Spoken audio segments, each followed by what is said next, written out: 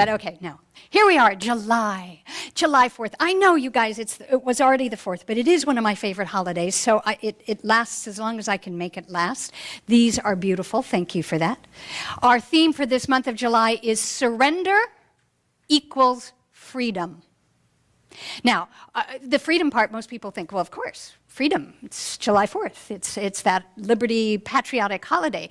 But then you put in the word surrender and people go, I want freedom, but surrender. And it was really clear to me in the past few weeks that as we were preparing for July that we are at a point, don't speak for them. I am at a point, as your fearless leader, that it is about surrendering at a deeper level in order to achieve the dynamic freedom that I am seeking. Therefore, I am affirming that and allowing that to be for you.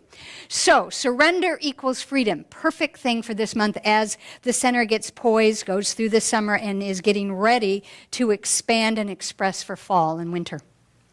First, let me begin by thanking Reverend Eileen Brownell for coming last week, for uplifting us and writing us, and Johnny for helping with the PowerPoint. I'm sorry I didn't get to see the PowerPoint. I did get to listen to the lesson, but I didn't get to see the visuals. But I thought that was wonderful, and it made it possible for me to be facilitating the wedding. Some of you may remember Brittany Simons, who used to run our youth center, and Mike Jones got married. So we were at Patrick's Point, and so Mr. and Mrs. Jones are married, and Bennett is happy, and it was a lovely thing. And I'd never been to Arcata, is that right? Arcata?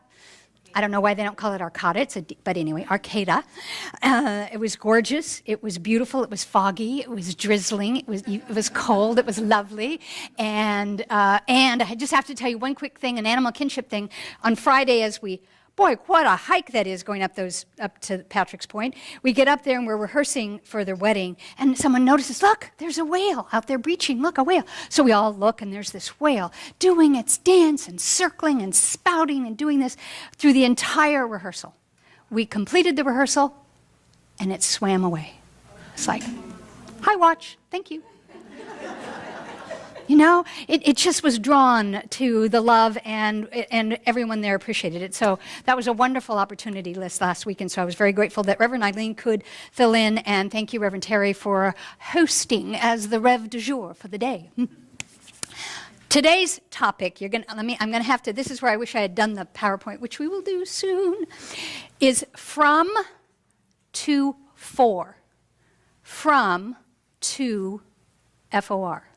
And I'll explain that in a minute, but that's today's topic because, yes, this has been a weekend where we celebrate our independence, we celebrate our founding fathers, we celebrate our liberty, and since we are coming together on a Sunday in a center of spiritual connection, one of the things that I want to address today is the freedom that we have to do what we're doing, which is following our faith, our philosophy, our path, and worshiping in the way that we choose. That is no small feat, no small task. And all you need to do is listen to the news for a while to realize that that is a gift that we have and we share, and I don't want to ignore that. So I have a quote for you from one of our founding fathers. If you know me, you know I am a Jefferson, Franklin, Adams fanatic. And Thomas Jefferson wrote in the speech he gave to the Virginia Baptists in 1808, because religious belief or non-belief is such an important part of every person's life, freedom of religion affects every individual. Freedom of religion. Now, we are known as religious scientists. We teach science of mind, but we also are known more so as a faith and a philosophy rather than a religion with a dogma attached to it. However, the visionaries of our founding fathers were talking about the very opportunity that we share here this morning and the rest of the 51 weeks of the year, by which we can celebrate who we are and how we are to the uniqueness and the authenticity of who we are without any concern or tyranny. We don't have to do this in a secret closed room underground. We don't have to, stealthily leave the building and hope that nobody sees us being here practicing what we practice. Now, Mr. Jefferson goes on, and this is actually a quote from a website. There is a website that is called 35 Founding Father Quotes Conservative Christians Will Hate.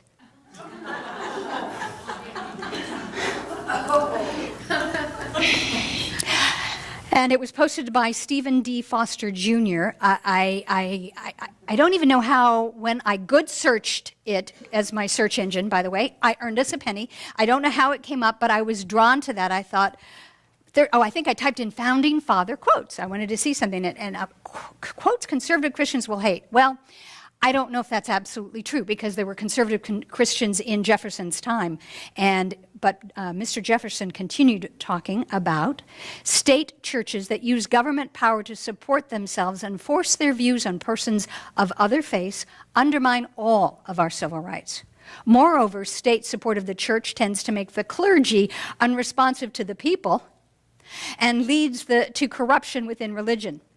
Erecting the wall of separation between church and state, therefore, is absolutely essential in a free society.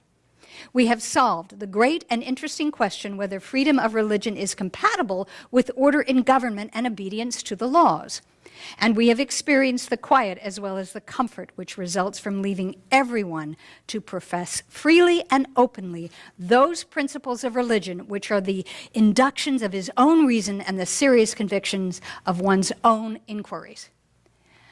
Kind of long-winded, but again, stating we have been gifted not only with this, American country and all of that, but in particular for us, the freedom to follow our heart, to respond to the God of our nature, to be authentic to our spiritual practice and our worship, whatever that may be. And the beauty of what we teach in religious science, in a Center for Spiritual Living, is that all are welcome here. All paths here lead to God. Infinite mind, spirit, one life, call it what you will, but all paths are welcome. So whether you've been raised a Catholic, a Christian, a Baptist, a Quaker, if you're a Muslim, a Buddhist, that all of that comes here because we are here to embrace the liberty of our thinking and to teach you how to think for oneself, not what to think for oneself. That is your goal and your practice. So I go back to today's topic is from to for. And it was inspired by a quote that Reverend Michael Beckwith wrote in this month's issue of Inner Visions magazine. And he said, when we identify and gain freedom from that which constricts our spiritual evolutionary progress, then we have freedom for living our vision. A positive freedom that empowers us to respond from the innermost core of our being to what life's unpredictable surprises can present in any given moment. So when we look at the idea of freedom or liberty from something, moving it to instead the freedom and liberty for something, it's really a patriotic way of saying, is the glass half empty or half full? We look at a glass and we can say, well, it's half empty, I wish I had more. Or we can look at a glass and say, it's half full. Thank you, that's probably just enough to quench my thirst. So what I want us to do today is to shift from thinking of, I have to have freedom from the burdens, the heaviness, to the for, what you want to achieve, what the vision is calling. So I'll ask a question from you. What is it in your life that you want to move from into the for? Do you want to move from dis-ease into your ability to feel healthy so that you're being for the vibrancy, the health, the energy that is your divine birthright? Do you want to move from stagnation for the freedom to be able to express your creativity, your authenticity? Different concept again. Or do you want to move from poverty for the time and the experience of financial freedom? Instead of, again, feeling that you're burdened by poverty or lack, that you want to be from that, instead of thinking you're being pulled from that, will I ever get out of this? You're thinking about, what may I do with financial freedom, full health, divine and loving relationships, creative expression? That's what I am for. That's about the same quote in the Bible about vision and people. They perish if you don't have the vision. It's you want a vision for something, not a vision from something. Is that making sense? Oh, I'm glad. So, 238 years ago, the Declaration of Independence, declared unanimously, by the way, 13 states. Can you think, when I think about trying to have even a committee or a team in today and have everybody agree, I can't get the committee in my head to always agree, let alone the external people committees. But the people who came forward, the founding fathers, mothers, and because we don't forget Abigail, Martha, and all the rest of them, they came together and chose in consensus and unanimity to adopt this. When in the course of human events it becomes necessary for one people to dissolve the political bands which have connected them with another, and to assume among the powers of earth the separate and equal station to which the laws of nature and nature's God entitle them, a decent respect to the opinions of mankind requires that they should declare the causes which impel them to the separation. Here's the importantest part. We hold these truths to be self-evident, that all men are created equal and that they are endowed by their Creator with certain unalienable rights, and among these are life, liberty, and the pursuit of happiness. We hold these truths to be self-evident. Now, when they calligraphed the Declaration, because it always looked so nice, it looked like John Hancock's relative must have crafted it for them before he signed it. I don't think they capitalized the S on self. But as a religious scientist, I'm going to, because we hold these truths, capital T, the truth that we talk about Sunday after Sunday, class after class, to be self-evident. Capital S, the self that I am, the I am that I am, the God nature that I am, my little human self, small s, fits into that big capital S.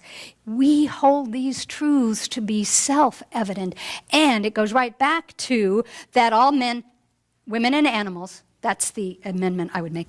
All men, women, and animals are created equal and that they are endowed by their Creator. I love that they used God in and out of that declaration. In that particular sentence, they chose to say Creator, capital C, their choice, Creator.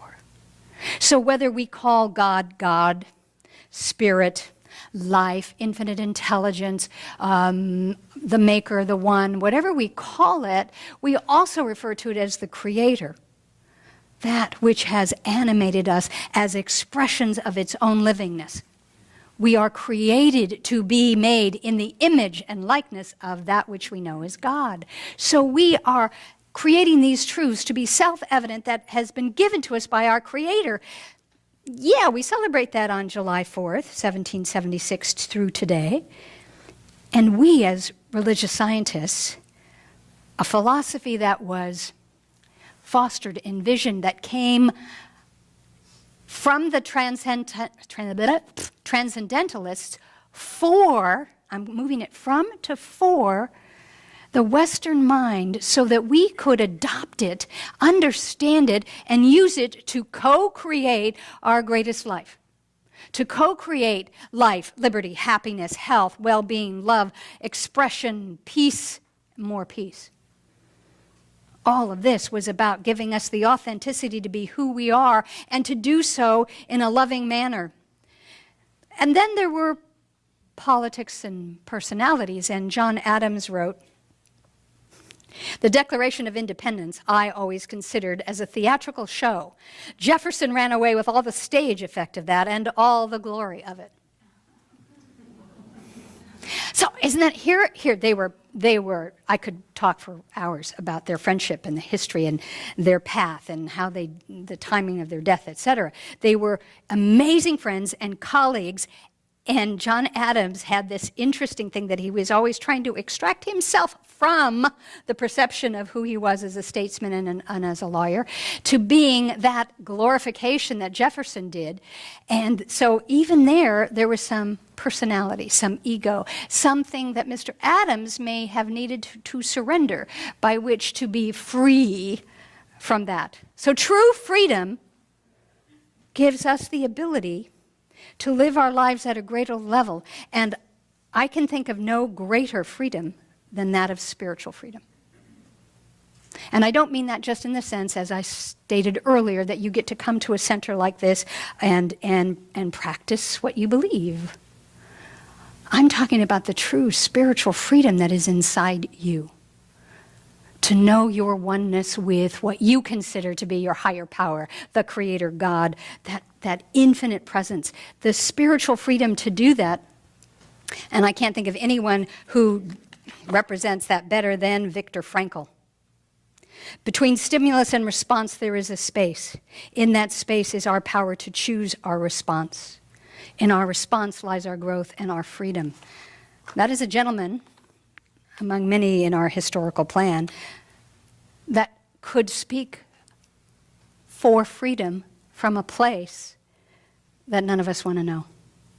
Where there wasn't, let alone spiritual freedom, there wasn't human freedom in Viktor Frankl's life. And for a long time in Mandela's life. Gandhi, we know all those stories. So we get to do this. Antoine de Saint-Exupéry said, I know but one freedom, and that is the freedom of the mind. That to me is the spiritual freedom that each of us own. We have it right now. It is our inalienable right now, in this present moment, to know our own mind. So that no matter what you hear, whether you hear it from me or someone else that's up on this pulpit, whether you hear it from a webinar, self-help, big conference, whatever, you hear it on the radio, you read it in a book, that you can hear, listen to all of that, and take it within to know yourself and answer the freedom. Is this who I am? Does this resonate for me? Does this bring me opportunity? Does this bring me joy? Does this add to my health, my creativity, my love, or my peace? That's a spiritual freedom that no one can take away. No one. Except you. You are free and at will to delay that, obstruct that, deny that, cover it up with layers and layers and years and years and years of conditioning or distraction or false belief. So truly, the only one who can liberate you is you. Your spiritual practice. So if you're inspired by the Founding Fathers or by Deepak or by Wayne Dyer or Dr. Ernest Holmes, who writes, the divine plan is one of freedom. The inherent nature of man is ever seeking to express itself in terms of freedom because freedom is the birthright of every living soul. Freedom is the birthright of every living soul. Well, we've certainly come through historical times when I'm not sure everybody believed that. And we have historical facts to prove that not everybody enacted that.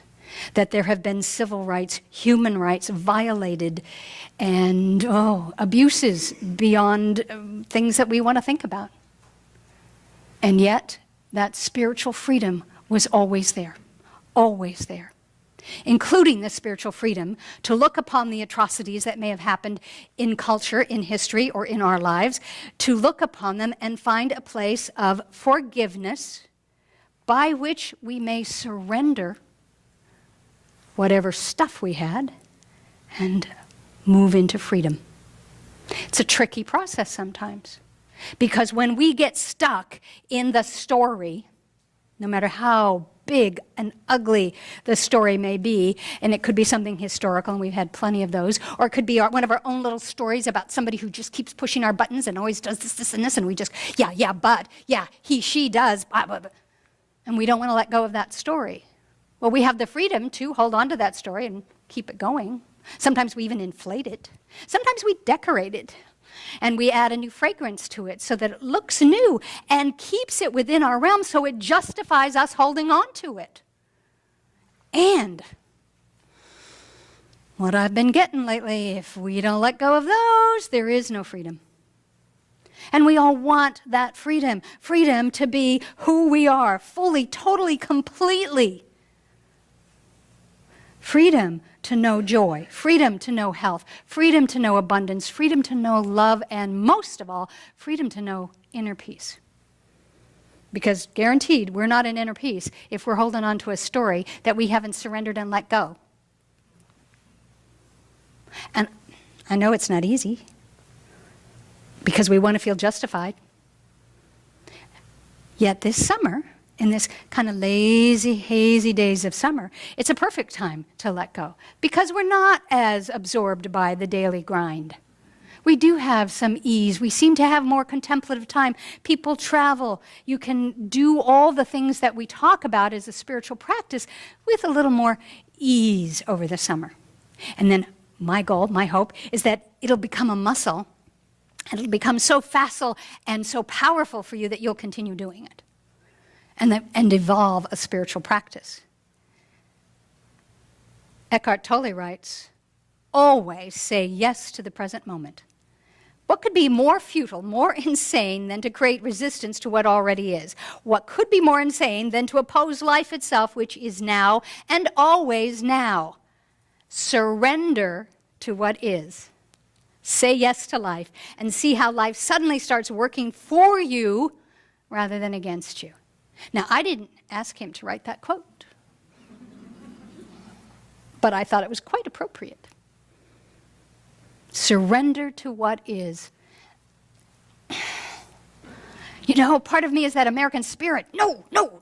I'm going to prevail. I'm going to resist and persist and do that. Surrender to what is. Sometimes surrender to who is. Sometimes it's surrender to how is. And there's a huge physical, emotional, and spiritual change that takes place when we let go of whatever it is. And let go. That's freedom. So we are surrendering to what is, saying yes to life, because if we're so busy holding on, we're so busy in our story, and we're so fighting what's happening in the world, how can life come in to uplift us, to infuse us with all of the grace and the gifts of the universe, if we're fighting? If it's kind of, the image I got was, all the movie stuff, but, when someone is behind bars in a jail or something in a prison, old-fashioned stuff, and they're holding on to the bars, and they're like this. Rawr. It's always a dramatic place, right? Well, that's what it feels like emotionally. Whenever we're face against the person, place, or thing that gives us that challenge, that grief, we want to go, oh, let me out of here. Why you, if I was out there, yeah, why I oughta.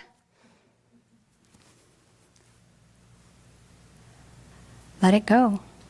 I love the fact all the kids of the universe right now are going to know that because of Frozen. Anybody who has seen the film, anybody who's got kids or grandkids, know the song Let It Go, Let It Go, Idina Menzel's beautiful version of that. Isn't that wonderful? They're singing that along, and they're singing Let It Go, Let It Go. They've got that as a mantra and an anthem in their head. I love that. Because whatever resistance that they even had, the storyline in the movie, it was to let it go. And what happened is the resistance melted. Sometimes we are so frozen in our stuff, holding on to it. It's like the Han Solo when he got frozen in one of those Star Wars movies and he was stuck there. We need to dissolve, melt, let it go.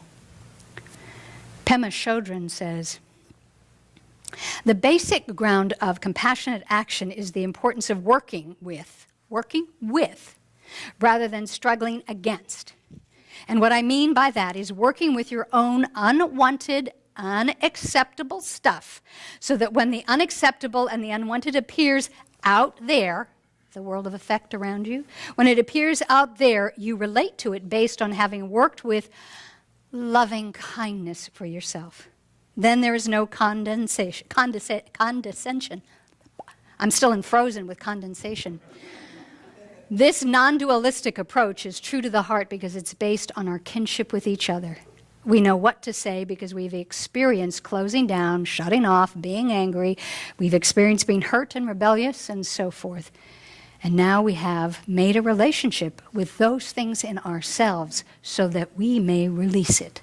So that we may see that as life comes to us, we may stand open in a compassionate nature instead of a defensive stance about, I'm not going to let you do that to me again. I double dog dare you. Let it go. For surrender equals freedom. Because even when I stop standing in this pose, I have more opportunity to open myself up to what life is here and now and embrace it. Carolyn Mace, just let go. Let go of how you thought your life should be and embrace the life that is trying to work its way into your consciousness. Well, I saw that quote on Facebook. Facebook is my friend for quotes. And I didn't save it. I mean, I didn't like, oh, this is great. I put it to the side on the desktop.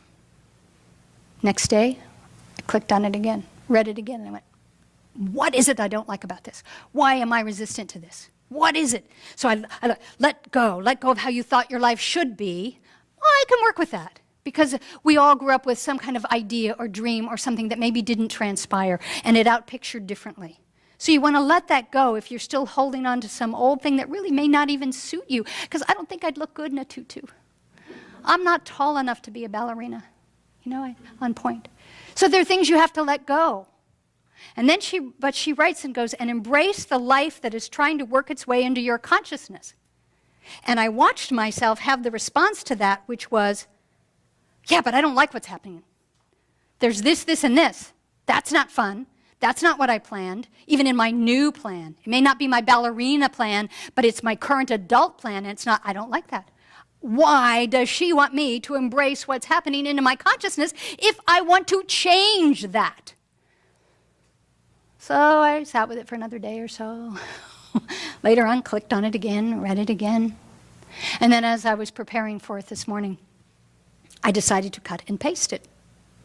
Because I realized that what she is talking about is exactly what I wanted to talk about, and what Eckhart Tolle talked about, and Ernest, etc., is really about surrendering and being here now to the life that is in front of me so that I have the freedom to choose what it is I want.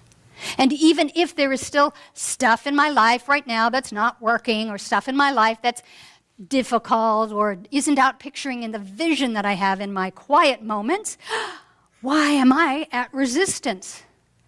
Why don't I just let it go, surrender, and hang out with what is? And I have to tell you that was uncomfortable for a while. Really uncomfortable. And I think it probably relates, I don't think I'm the only one that think that, because there's a part of me at that time that thought, if I hang out with that, if I accept it and embrace it, it'll freeze. Do you remember when you were a kid, sometimes your parents would say, don't cross your eyes, it's going to freeze that way, or some goofy thing that parents would say about something they didn't want you to do? Well, when you were a good little girl, good little Catholic girl, and an adult said that, you went, okay, I won't do that. Because somewhere there's a belief that that's the way it's going to stay. And I guess somewhere there has been a belief that if I fully surrender to the life that is, it won't change. It will freeze just the way it is. And I'm stuck with it. Well, that's not religious science. That's not who I am. It's not what I teach. It's not what I know. It's not what I practice. Yet, somewhere inside, there was a little teeny tiny belief that was hanging on to that. I was frozen in time from wherever in my life, my childhood, my past, that proved to be true. Where I might have let go and trusted and let it go, and, all chaos ensued. So somewhere there was a belief, and it doesn't matter for me to identify when that belief was, what was it about, how old I was, who was there, etc. I don't need to know that. What I needed to know was there's still a belief that if I surrender and I let go to what is, that's the way it's going to be forever and ever and ever. Frozen. So I've decided to melt that. And even though the theme for this month was chosen 3 weeks ago, and this quote only came up this past week, I realize that it echoes that stirring that comes in meditation that says, it's time to surrender. Oh yeah, I've done that. Been there, done that. No, it's time to surrender. Really? You want me to do that, huh? Yeah. And you get to do it publicly. You get to do it with and for and as the one, the collective nature here. So yeah, that's our theme this month. We are surrendering from the tyranny, the imprisonment that we have had, and it's 99% mental and emotional.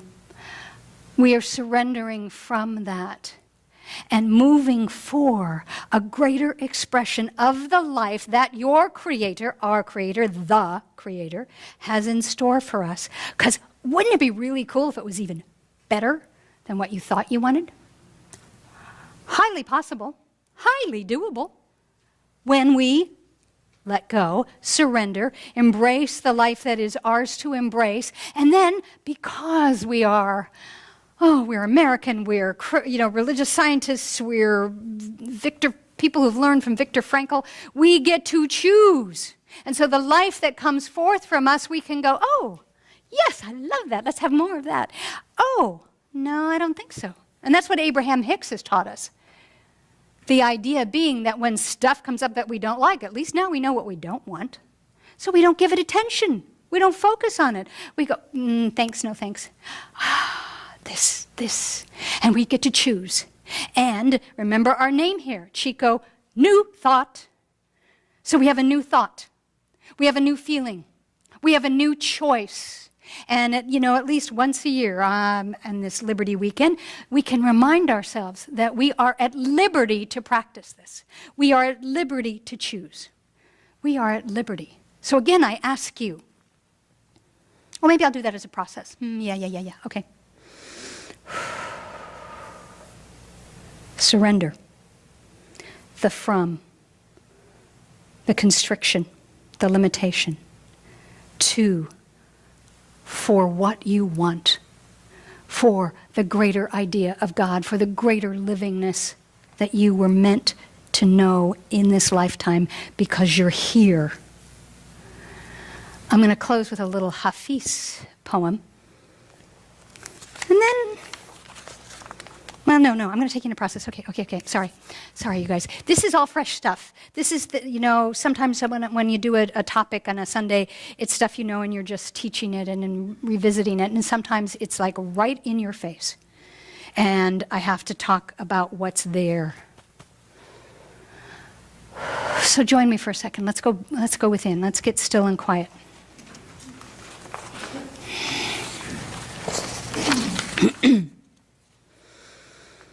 And whatever I've said that may have stirred up something, may have nudged something, may have riled you or excited you, just breathe and let it go. Let it go.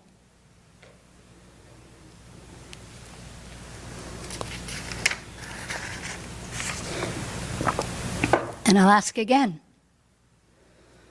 What is it in your life that you want to move from? What is it that you can translate that as what is it you want to release? What is it you want to let go? What is it you want to transform?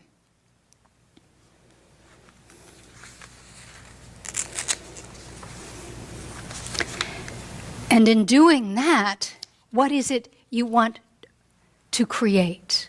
What is your dream, your vision? What is the prize that you're releasing and letting go for? Better health, perfect relationship, new job, a new home. Where have you been trapped and imprisoned?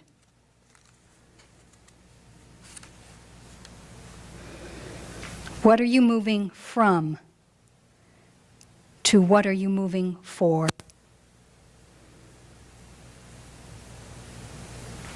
And if that disturbs you or you haven't got quite the answer, don't stress about it. Let it go and just know that you have planted a seed. You've done a post-it note in the mind of God within you, and it'll be on your virtual mental desktop. And I guarantee that throughout this week, someone, something will present an experience or an idea to you, and you go, that's it. I want to let go of this limitation, this restriction, because that's what calls to me. That's my passion and my purpose. To be free, to be at choice. And you fill in what that is.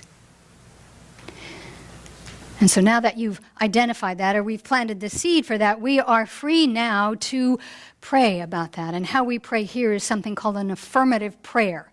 We call it spiritual mind treatment. It's an affirmative prayer because it's not a supplication. It's not, dear God, please give me. Dear God, please fix this. Dear God, please make that person thing go away. It is a knowing it. It is an affirmation. It is a declaration of our independence. Inside, inner dependence, trusting and relying on that power within. So today, we speak our own spiritual mind treatment as a declaration of independence, claiming for ourselves that there is one God, one creator, one life force and infinite intelligence. It is all that the universe is. Whether it's the stars, the trees, the people, the music, the food, the wisdom, the love, everything that we see and know and feel and taste and touch is God expressed. And I am one with that because I am a part of that. And it is my birthright to know that, affirm that, and be free to live that. So today, I declare and accept for myself the ability to know health and wholeness, vitality. Where there has been pain or disease, I surrender it and I let it go. And I affirm and know that I am capable, and it is my birthright to know wholeness, and I trust the process to get there. I declare and claim for myself creative expression and purpose and passion. Doesn't matter if I'm in school or if I'm retired. My passion comes through my purpose so that I am constantly and continually expressing my authenticity and my gift for being here on the planet. I claim and accept the independence of financial freedom. And whatever and however that shows up in my life, to know abundance, prosperity, in finances, in thoughts, in friends, in experiences, in wisdom. I declare my independence to know that I am loving, lovable, and loved, and that I attract to myself like-minded people who love themselves, and we mirror that for one another. And today, in honor of all that, I declare peace. Peace. The peace that passes human, and sometimes that's hard to find, human understanding. And where I can't see it or feel it or find it, I know that I have the ability to forgive, to surrender, and to embrace my own inner peace. This is what I know. This is what I am declaring as my in and unalienable right. Life, capital L, the life of God, liberty, the freedom to choose, happiness, the ability to know joy, pure and simple. So I know this for myself as I spoke this in first person. I know it that for whomever has a prayer on their mind or their heart today, that they may know this from within dependence, and declare it as their own. Thank you, Spirit. Thank you, life. Thank you, founding fathers. Thank you, the infinite mind of God that manifested it as those people who created the country and the process that we share today. Thank you, Ernest Holmes. Thank you to the individual teachers that we've all had in our lives that have represented that for us. Thank you. And thank you to yourself. Remember, it's the small s contained in the greater capital S, the self of God, the self of Spirit, the Creator, the I am that I am. Thank you. I now take all of this, I bless it, I love it, I send it forth, I light it like a firecracker and a sparkler and shoot it into the sky, and I release it, I surrender it, I let it go, I let it be, and I ask that you join me as we say together, and so it is, and so I am, and so we are. Amen.